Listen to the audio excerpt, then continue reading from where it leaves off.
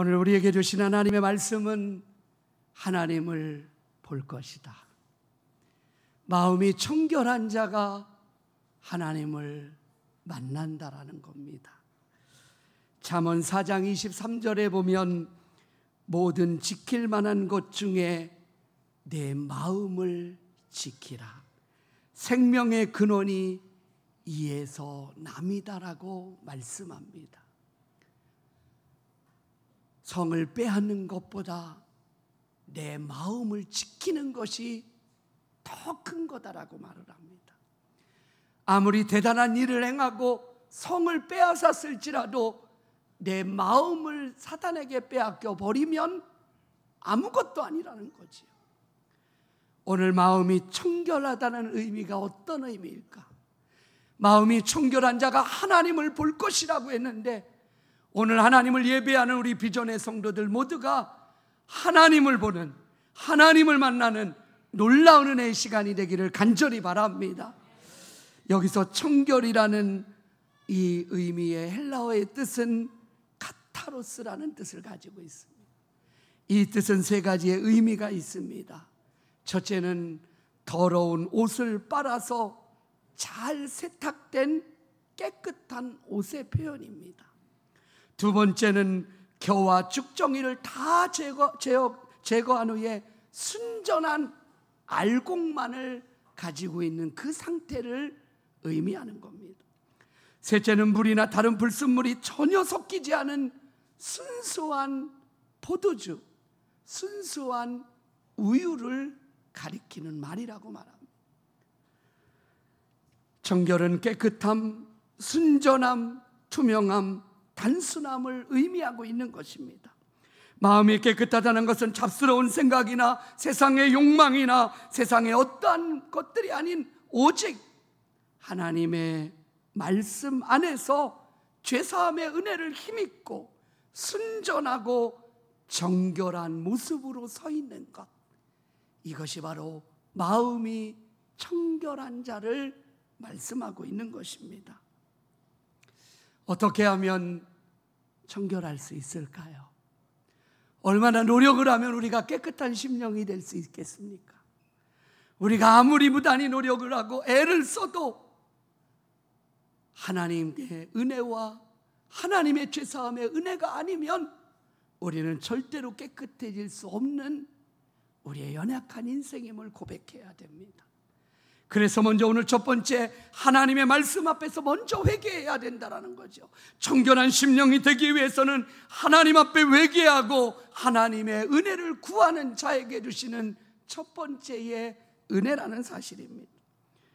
요한일서 1장 7절에 보면 그가 빛 가운데 계신 것 같이 우리도 빛 가운데 행하면 우리가 서로 사귐이 있고 그 아들 예수의 피가 우리를 모든 죄에서 깨끗하게 하실 것이다, 이렇게 말씀을 하고 있습니다. 예수 그리스도의 보혈이 우리를 모든 죄에서 깨끗하게 함을 믿으시기를 간절히 바랍니다. 그리스도의 보혈은 우리의 마음의 모든 죄악을 깨끗이 씻어내는 능력이 있습니다. 스가랴 선지자가 놀라운 예언의 말씀을 그가 합니다. 스가랴 13장 1절에 보면 그날에 죄와 더러움을 씻는 셈이 다윗의 족속과 예루살렘 주민을 위하여 열리게 될 것이다 라는 말씀을 하세요. 이 셈은 로마 군병이 하나님의 아들 예수 그리스도의 옆구리를 찌르는 순간에 터져나오는 보혈의 피를 상징하는 겁니다. 마음의 죄와 더러움을 씻는 보혈의 셈이 바로 예수 그리스도를 위해서 열려지게 되었다라는 거죠. 이 보혈은 우리를 죄와 사망에서 해방시키시는 하나님의 능력임을 말씀하고 있는 것입니다. 예수 그리스도의 보혈이 악하고 더러워진 우리의 마음을 깨끗하게 하신다라는 사실. 그래서 요한일서 1장 9절에 보면 만일 우리가 우리 죄를 자백하면 그는 미쁘시고 의로우사 우리의 죄 모든 죄를 사해 주시고 우리를 깨끗게 하신다라고 말씀하시는 것. 청결한 심령이 되는 것, 하나님을 만나는 귀한 은혜를 힘입을 수 있는 건 먼저 죄사함의 은혜가 우리 안에 있기를 간절히 바랍니다. 그러므로 하나님 앞에 설 때마다 먼저 하나님 앞에 회개해야 된다는 거예요. 나의 욕심과 죄악과 나의 모든 것들을 주님 앞에 내어놓고 회개하는 심령이 되어줘야 된다라는 사실입니다. 다윗은 그가 범죄한 후에 하나님 앞에 먼저 기도한 내용이 이겁니다. 내 속에 청한 마음을 창조하시고 내 안에 정직한 영을 새롭게 하여 주시옵소서. 하나님의 영을 나의 인생을 채워주시고 나의 죄악, 나의 범죄, 나의 모든 것들을 하나님 용서하여 주시고 이제는 하나님의 영으로 나를 채워달라는 다윗의 믿음의 고백이 나타납니다. 사랑하는 성도 여러분, 죄는 우리의 기쁨을 빼앗아가 버립니다. 죄는 우리의 하나님의 능력을 소멸시켜 버리게 되지. 죄가 들어오는 순간 하나님 앞에 감사와 하나님이 주셨던 기쁨의 은혜를 순식간에 사라지게 합니다. 죄는 우리를 불평하게 하고 원망하게 하고 좌절하게 만드는 능력이 있습니다. 그러나 예수의 능력은 우리를 기쁘게 하고 우리를 소망 있게 하고 우리를 감사하게 하는 거예요. 그래서 내가 예수 안에 살아간다는 건 하나님을 만난다는 놀라운 은혜는 뭐예요? 하나님이 내 안에 계심으로 하나님을 보게 되는 거예요. 하나님의 은혜를 누리게 되고 하나님과 동행하는 삶을 살아가게 됨을 믿으시기를 간절히 바랍니다. 하나님이 아무리 말씀하셔도 하나님이 아무리 능력을 행하셔도 죄의 장벽이 우리를 막고 있어요. 나에게 아무리 말씀하셔도 우리의 영적인 기가 막혀 있다면 우리는 하나님의 음성을 듣지 못합니다. 하나님을 만나는 자는 어떤 자입니까? 하나님의 음성을 듣는 자예요. 하나님의 음성을 들으면 그 말씀 앞에 순종하고 나아갈 때 하나님을 만나는 놀라운 역사가 있음을 믿으시기를 간절히 바랍니다. 둘째로는 날마다 말씀과 기도로 나아가는 것. 당연한 거잖아요. 예수를 믿는 사람들, 성도들 모두가 행해야 될 건 날마다 하나님의 말씀과 기도로 겸비되어야 되는데 정말 그런 삶을 살아가고 계십니까? 오늘 하나님은 다시 한번 믿음의 사람들에게 주시는 말씀은 그거예요. 마음이 청결한 자는 하나님을 보게 될 것이다. 이건 바로 디모데전서 4장 5절에 보면 하나님의 말씀과 기도로 거룩하여진다라고 말씀하고 있는 거예요. 하나님의 말씀과 기도로 거룩해짐을 믿으시기를 간절히 바랍니다. 우리의 노력이나 우리가 가지고 있는 어떤 힘이 아니라 오직 예수 그리스도의 말씀과 은혜로 우리가 거룩한 인생이 되어진다라는 사실을 잊지 않아야 된다라는 겁니다. 마음이 정결한 사람이 거룩한 사람이고 마음이 정결한 사람이 하나님의 복을 누리는 자가 되어지는 겁니다. 그 마음속에 죄악이 있으면 절대로 거룩해질 수 없다라는 사실입니다.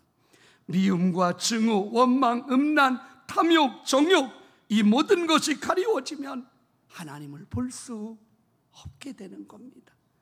마음이 깨끗해야 하나님 앞에 나아갈 수 있고 사랑의 하나님을 만나게 되어지는 겁니다. 그래서 우리가 날마다 하나님의 말씀과 기도로 청결한 마음을 가지고 살아감을 말씀하고 있는 것. 시편 119편 9절에 보면 청년이 무엇으로 그의 행실을 깨끗하게 하리이까? 주의 말씀만 지킬 따름입니다. 할렐루야. 우리를 지킬 수 있는 것, 우리가 진정으로 깨끗할 수 있는 것은 하나님의 말씀 안에 거할 때 이런 은혜가 있음을 믿으시기를 간절히 바랍니다. 내가 죽게 범죄하지 않기 위해 주의 말씀을 내 마음에 두었습니다. 여러분, 우리가 노력해서 깨끗해지려고 하십니까? 우리가 애써갖고 거룩해지려고 하십니까? 아니요. 하나님의 말씀으로 충만하면 하나님의 말씀을 듣고 하나님 앞에 기도하며 믿음의 삶을 살아가게 되면 우리의 삶 가운데 사단의 공격과 어떠한 어둠의 세력이 다가온다고 할지라도 견고하게 흔들리지 않고 승리할 줄로 믿습니다. 시편 119편 105절에 보면 주의 말씀은 내 발의 등이요 내 길의 빛이다라고 말씀. 주님의 말씀이 내 발의 등이 되십니까? 여러분, 등이 언제 필요한 거지요? 환한 대낮이 아닙니다. 잘 될 때가 아니에요. 여러분의 인생의 모습 속에 여러분이 원하는 뜻대로 살아가는 여러분의 길에서가 아니라 어둠이 찾아오고 깜깜한 밤이 되었을 때 한치 앞이 보이지 않는 바로 그때 주의 말씀이 내 발의 등이 되어지는 거예요. 할렐루야. 여러분이 어떠한 고난과 어려움과 여러분이 원치 않는 어려움 가운데 있을 그때에도 주님이 여러분의 인생의 등이 됨을 믿으시기를 간절히 바랍니다. 내 길에 빛이 되어주신다. 우리가 길을 가는 구비구비마다 주님이 비춰주시는 거예요. 차를 운전하다 보면 핸들을 틀을 때마다 차의 방향과 함께 라이트가 함께 그 자리를 비추게 되어지는 거예요. 만약에 핸들을 드는데도 라이트가 그대로 다른 쪽을 방향을 비추고 있다면 절대 갈 수 없을 거예요. 우리 주님이 내가 살아가는 나의 인생의 모든 일 가운데 주님이 비춰주시는 거예요. 그 영광의 빛, 거룩의 빛을 비춰주셔서 하나님의 자녀들이 오직 하나님을 만나고 하나님의 은혜를 경험하고 하나님이 기뻐하시는 삶을 살아가는 믿음의 성도들의 삶을 살아가기를 주님이 원하심을 믿으시기를 간절히 바랍니다. 그래서 주님의 말씀이 우리의 삶의 등이 되고 빛이 되어지는 거예요. 사랑하는 성도 여러분, 우리 비전의 성도들이 걸어가는 자리마다 주님의 영광의 빛이 비추어지기를 간절히 바랍니다. 환한 빛으로 어떠한 깜깜함의 삶 속에서도 주님이 비추어 주시는 그 은혜의 삶, 그 기쁨의 삶, 그 삶을 살아가는 믿음의 성도들의 삶이 되기를 간절히 바랍니다. 느헤미야 8장에 보면 이스라엘 백성들이 수문학 광장에 모였습니다. 학사 겸 제사장인 에스라 선지자가 하나님의 말씀을 들고 읽기 시작합니다. 성경은 그들이 새벽부터 정오까지, 새벽부터 점심까지 그들은 하나님의 말씀을 듣기 시작합니다. 성경에 보면 그들이 하나님의 말씀을 깨닫게 되자 그들에게 나타나는 놀라운 역사가 일어납니다. 갑자기 백성들이 울기 시작합니다. 그 울음의 의미는 두 가지입니다. 첫째는 하나님, 나의 모든 죄를 회개합니다. 내 뜻대로, 내 맘대로, 내 생각대로, 내 경험을 의지했던 하나님을 저버렸던 나의 죄를 하나님 앞에 회개합니다라는 그의 회개의 눈물과, 또 하나는 하나님께서 우리를 구원하시고 우리에게 오늘도 소망을 주시고 하나님의 말씀을 들었을 때 그들이 꿈이 생겨지는 놀라운 은혜를 바라보며 하나님 앞에 울고 있는 이스라엘 백성들의 모습을 보게 되는 것. 하나님의 말씀을 듣는다는 것, 하나님의 음성이 내게 들려지는 건 하나님을 만나는 놀라운 은혜임을 믿으시기를 간절히 바랍니다. 오늘 이 예배를 통해서 주님을 만나는 놀라운 역사가 있기를 간절히 바랍니다. 주님이 주시는 기쁨을 누리십시오. 주님이 주시는 행복의 주인공이 되셔서 세상의 어떤 방법, 세상의 어떤 조건이 아니라 예수 그리스도가 나의 주가 되어주시고 오늘도 내 삶의 구비구비마다 내 삶을 비춰주시고 인도하시는 전능하신 하나님으로 인해 그 하나님을 찬양하고 예배하고 기뻐하는 믿음의 성도들이 되기를 간절히 바랍니다. 셋째는 성령의 충만함을 받아야 된다라는, 갈라디아서 5장 16절에 보면 내가 이르노니 너희는 성령을 따라 행하라. 그리하면 육체의 욕심을 이루지 아니하리라. 성령을 따라 행하라. 성령으로 충만해라. 그러면 육체의 욕심을 어떻게 한다고요? 이길 수 있다라는 거예요. 우리의 욕심, 우리의 정욕, 우리가 가지고 있는 어떤 것을 어떻게 저버릴 수 있을까요? 내 안에 예수 그리스도의 은혜가 충만하게 돼. 내 안에 성령의 은혜로 충만하게 되어지면 세상의 것들을 어떻게 해요? 내려놓게 되어지는, 하나님을 만나는 자가 어떠한 삶을 살아가고 있는지를 우리는 성경에서 봅니다. 우리는 야곱의 인생의 모습은 그가 거부가 되어서 12명의 자식들, 4명의 아내들, 그리고 큰 부자가 되어서 돌아오는 야곱의 인생. 그러나 그는 하나님을 만나지 못했어. 그래서 그는 야복나루터에 엎드려 그가 그렇게 의지했던 자녀들, 아내들, 가족들도 다 보내버립니다. 그가 평생 벌었던 물질도 다 보내버립니다. 그리고 그 야복나루터에 홀로 남게 되는 것. 그렇게 능력 있어 보였던 나, 그렇게 부족함이 없어 보였던 인생, 자기의 꾀와 자기의 힘으로 자기의 인생을 승리할 수 있다고 생각했던 야곱, 그는 하나님 앞에 섰을 때 그는 먼지와 같은 존재였어요. 아무것도 할 수 없는 존재, 아무것도 아닌 존재. 그러기에 그는 그때 하나님을 이렇게 구하는 거예요. 하나님, 오늘 하나님이 나를 만나 주시지 않으면, 오늘 하나님이 나에게 은혜를 주시지 않으면 내가 이 자리를 떠날 수 없습니다. 이 야복강을 건너갈 수 없습니다. 그때서야 야곱은 하나님을 만나게 됩니다. 그래서 그가 만났던 그 자리를 분이엘이라고 말합니다. 하나님의 얼굴을 배웠다.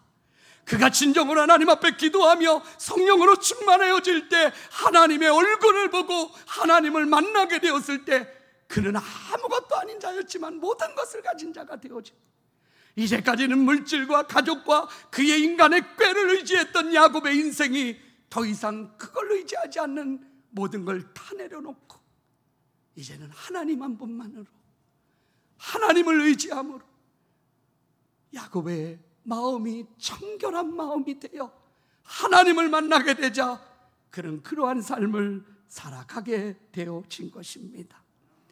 다윗은 하나님을 만난 자입니다.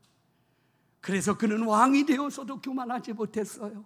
그는 능력에 힘을 얻고 전쟁에 많은 승리를 맛보았지만 하나님을 절대로 떠나지 않았습니다.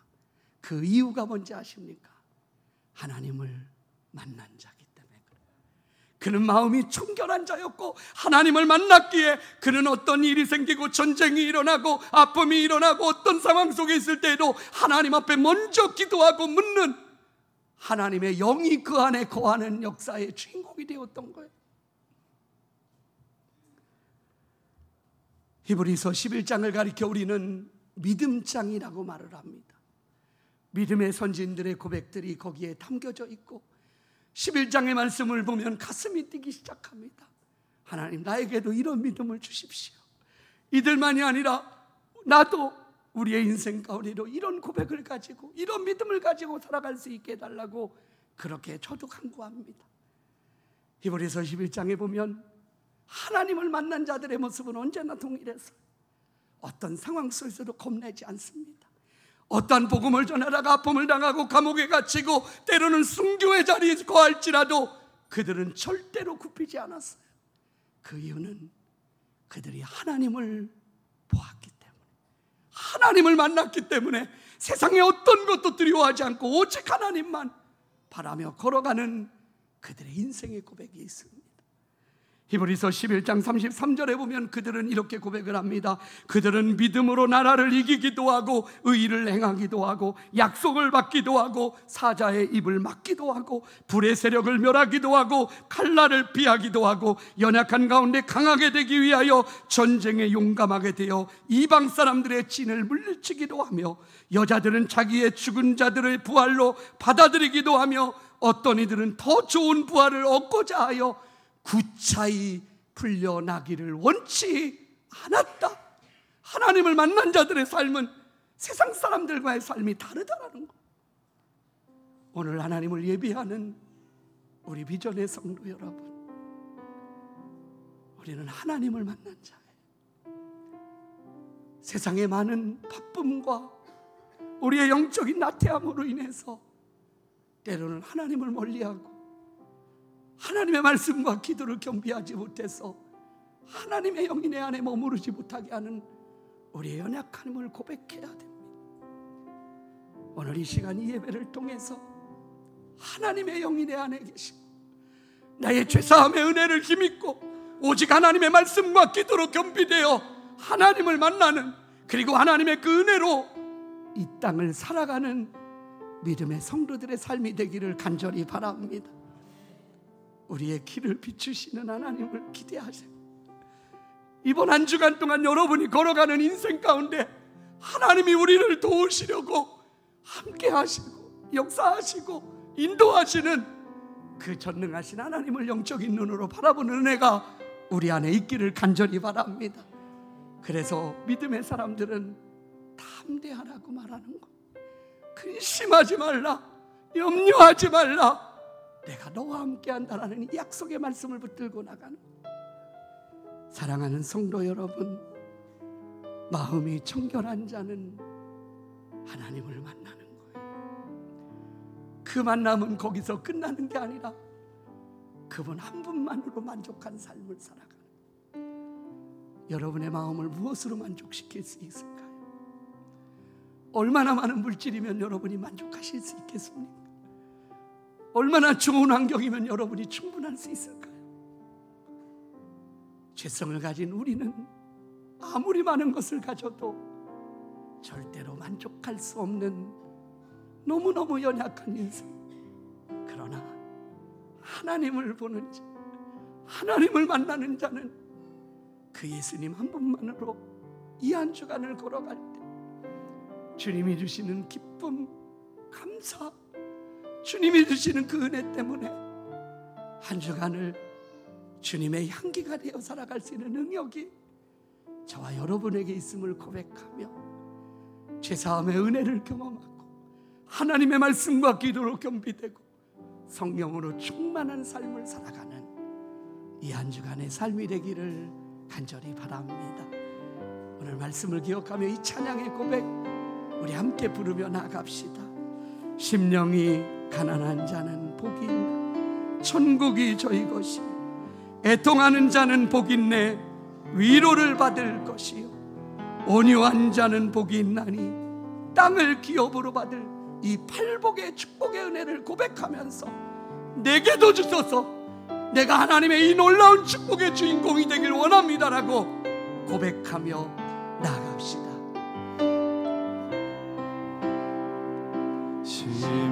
심령이